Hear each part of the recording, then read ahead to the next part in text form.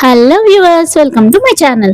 Recent గా మా పాప ఒక రీల్ చూసింది, సీడ్స్ తో హ్యూమన్ ని జర్మినేట్ చేయడం. అది చూసినప్పటి నుంచి నా నేమ్ కూడా ఇలాగే రాయి మమ్మీ, సాయిల్ లో ఇలాగే ప్లాంట్ పెంచవా, చిన్న చిన్న ప్లాంట్స్ అని అడిగింది. సో వెంటనే దానికోసం ఏం కావాలి, ఎలా ప్రిపేర్ చేయాలో ఒక ఐడియా లేదు కాబట్టి గూగుల్ తల్లిని అడిగాను. అది చెప్పిన ఇన్స్ట్రక్షన్స్ ప్రకారం ఇంటి దగ్గరలో ఉన్న నర్సరీకి వెళ్ళి కావాల్సిన ఐటమ్స్ తీసుకొని వచ్చాను. ఇది చాలా ఈజీ ప్రాసెస్ అనుకున్నా కానీ బట్ చేస్తే తెలిసింది ఎంత కష్టమైన ప్రాసెస్ అని.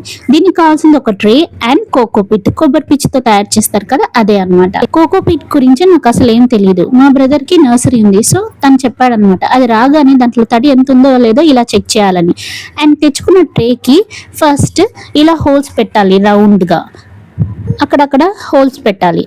అండ్ నెక్స్ట్ మనం తెచ్చుకున్న కోకోపిట్ ఉంటుంది కదా, దాన్ని ఇలా ట్రేలో ఈవెన్ గా స్ప్రెడ్ చేయాలి. కోకోపిట్ ఆల్రెడీ గొల్లగా ఉంటుంది, ఐ మీన్ పొడి పొడిగా ఉంటుంది. సో దాన్ని ఎక్కువ ప్రెస్ చేయకూడదు, దాని నేచరే అంతా. ఇలా ఈవెన్ గా స్ప్రెడ్ చేసిన తర్వాత కోకోపిట్ కి ఉన్న మెయిన్ క్యారెక్టర్ ఏంటంటే వాటర్ ని ఎక్కువసేపు రిటైన్ చేస్తుంది. అంటే మనం రోజు వాటర్ పోయాల్సిన అవసరం లేదు, ఆల్టర్నేట్ డేస్ పోస్తే సరిపోతుంది. నెక్స్ట్ దాంట్లో మన నేమ్ ఇలా రాయాలన్నమాట. నేనైతే ఆవాలు తీసుకున్నాను, బట్ నార్మల్ గా వేస్తుంటే అంతా స్ప్రెడ్ అయిపోతున్నాయి. అందుకే ఏం చేయాలా అని ఆలోచించాం. అప్పుడే మా బ్రదర్ కు ఒక ఐడియాలు వస్తాయి. ఇలాంటి ఐడియాలు మాకే వస్తాయేమో. ఒక పెన్ తీసుకొచ్చి మా కావాల్సిన నేమ్ ని లైట్ గా అలా మట్టి మీద ప్రెస్ చేస్తూ ఒక అవుట్లైన్ అయితే వేసాము. తర్వాత దాంట్లో నిదానంగా సీడ్స్ వేసుకుంటూ వచ్చాము. అక్కడికి స్ప్రెడ్ అవుతూనే ఉన్నాయి, కానీ మేము అడ్జస్ట్ చేస్తా ఉన్నాము.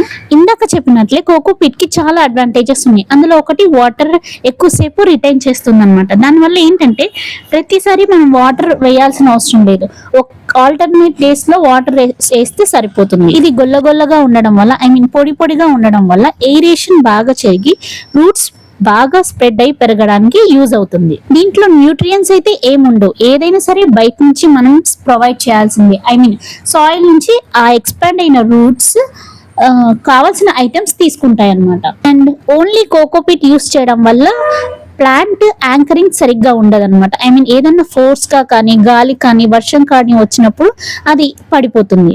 ఎందుకంటే ఇది చాలా సాఫ్ట్ గా ఉంటుంది కాబట్టి ప్లాంట్ ని స్టేబుల్ గా ఉండనివ్వలేదన్నమాట. అందుకే దీన్ని సాయిల్ కాంబినేషన్ తో యూస్ చేస్తారు. ఈ కోకోపిట్ ని ఎక్కువ టెర్రస్ గార్డెన్ మీద యూస్ చేస్తారు. అండ్ హ్యాంగింగ్ పాట్స్ లో కూడా ఇది యూస్ చేస్తారు. ఎందుకంటే హ్యాంగింగ్ పాట్స్ లో సాయిల్ ఎక్కువ యూస్ చేయలేం కాబట్టి, బరువుకి అవి పడిపోతాయి కాబట్టి కోకోపిట్ 50% యూస్ చేయడం వల్ల అది లైట్ వెయిట్ కాబట్టి హ్యాపీగా మొక్క ఈజీగా గ్రో అవుతుంది. ఇది చాలా చిన్న పని అనుకున్నాను కానీ చాలా టైం తీసుకుంది. నాకైతే పని లేనట్టు మళ్ళీ పని పెట్టుకున్నానేంటా అనిపించింది. బట్ ఇలాంటివి చేస్తుంటే ఏదో తెలియని సెల్ఫ్ సాటిస్ఫాక్షన్ ఉంటుంది, కొత్తగా ఏదో క్రియేట్ చేస్తున్నాము అని. మా పాప బర్త్డే దగ్గరలో ఉంది, తను అడిగింది కాబట్టి సో తన బర్త్డేకి ఈ గిఫ్ట్ ప్లాన్ చేయాలని నేను ఫిక్స్ అయిపోయాను.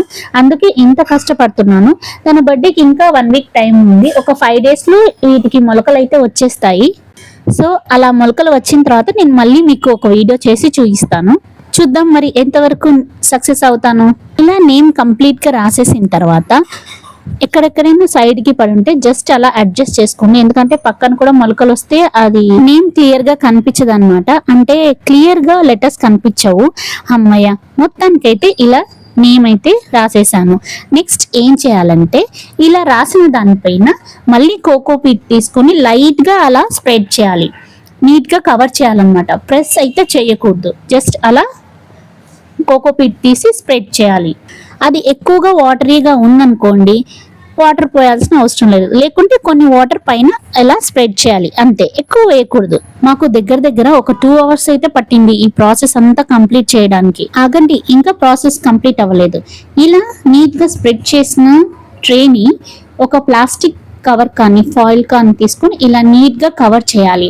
అండ్ గాలి అస్సలు వెళ్ళకూడదు, ఎందుకంటే అలా వెళ్ళకుండా దాన్ని కవర్ చేయడం వల్ల వేడికి గ్రోత్, సీడ్ జర్మినేషన్ త్వరగా జరుగుతుంది అనమాట. మొలకలు తొందరగా వచ్చేస్తాయి మనం అనుకున్న టైంకి. దీన్ని కదిలించకుండా ఒక చోట చాలా జాగ్రత్తగా పెట్టేయండి. And you should observe it.